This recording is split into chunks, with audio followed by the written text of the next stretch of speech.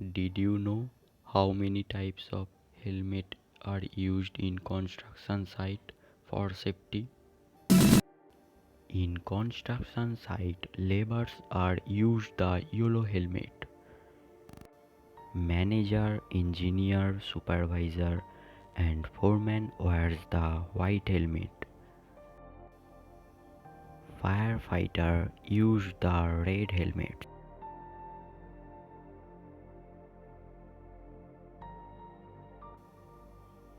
Site visitor use the grey helmets, and safety officer use the green helmets. Which workers work with high heat applications, they wear brown helmets. Electricians, carpenters, and other technical operators apart from civil workers, they wear blue helmets.